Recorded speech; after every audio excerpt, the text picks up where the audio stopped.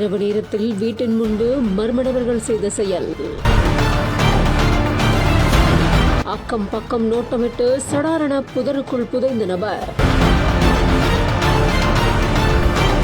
கட்டியிருந்த ஆட்டை வெளியே கொண்டு வந்து சடாரென பைக்கில் எஸ்கேப் ஆகும் காட்சிகள்.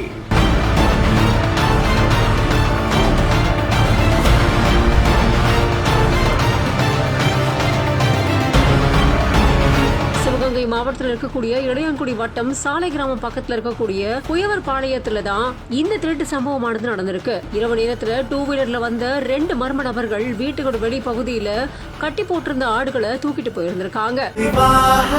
மணப்பெண்ணின் பிரத்யேகமான திருமணம் விவாஹா சென்னை சில்க்ஸ்.